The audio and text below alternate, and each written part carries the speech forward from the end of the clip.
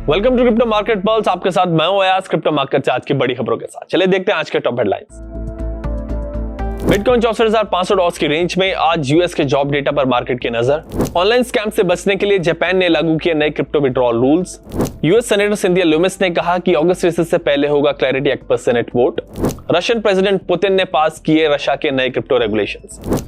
Bitcoin इस वक्त 64,500 dollars की रेंज में ट्रेड कर रहा है। पूरे हफ्ते बिटकॉइन 63,000 से 65,000 डॉलर्स के रेंज में ही रहा है, जो दिखाता है कि हाई लेवल्स पर प्रॉफिट बुकिंग के बावजूद बायर्स मार्केट में एक्टिव है। वैसे आज अमेरिका का जुलाई का जॉब्स डेटा भी आएगा, जिस पर मार्केट रिएक्ट करेगा। दूसरी तरफ यूएस प्रेसिडेंट डोनाल्ड ट्रंप ने स्टेट ऑफ हॉर्मुज पर ईरान से डील की बात कही है। अगर ऐसा होता है तो ऑयल प्राइसेस नीचे आएंगे, जिससे हाई इन्फ्लेशन की कंसर्न्स कम होंगी और ट्रेजरी यील्ड्स और डॉलर में भी गिरावट आ सकती है।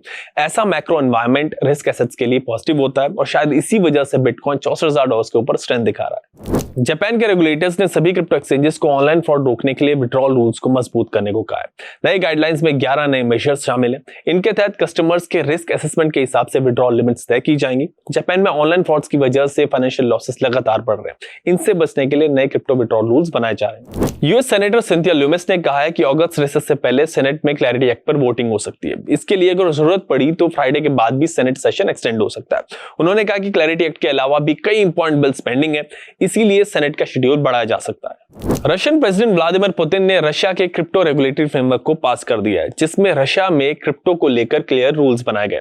इस फ्रेमवर्क के मुताबिक रिटेल इन्वेस्टर्स सालाना 3 लाख रूबल्स तक के अप्रूव्ड क्रिप्टो एसेट्स ही खरीद सकेंगे, जबकि क्वालिफाइड इन्वेस्टर्स पर ऐसी कोई लिमिट नहीं होगी। अब चेक करते हैं मार्केट में top losers and top gainers कौन से रहे।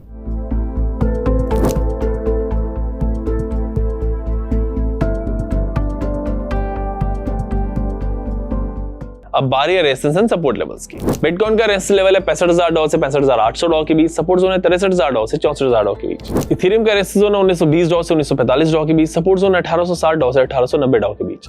बीएनबी का रेजिस्टेंस जोन है 598 डॉलर से 605 डॉलर के बीच। सपोर्ट जोन है 582 डॉलर से 587 डॉलर के बीच। सोलाना का रेजिस्टेंस जोन है 74 डॉलर से 75 डॉलर के बीच। सपोर्ट जोन है 71 डॉलर से 72 डॉलर के बीच। एक्सआरपी का रेजिस्टेंस जोन है 1.05 डॉलर से 1.07 डॉलर के बीच। सपोर्ट जोन है 1.01 डॉलर से 1.02 डॉलर के बीच। आज यूएस के जुलाई के जॉब डेटा पर मार्केट रिएक्ट करेगा। इस वजह से आज मार्केट में वोलेटिलिटी देखने को मिल सकती है। दूसरी तरफ मार्केट क्लैरिटी एक्ट को राइट ऑफ करके चल रहा है अभी। ऐसे में अगर बिल को लेकर कोई भी पॉजिटिव अपडेट आता है तो वो बिटकॉइन के लिए एक अपसाइड ट्रिगर होगा।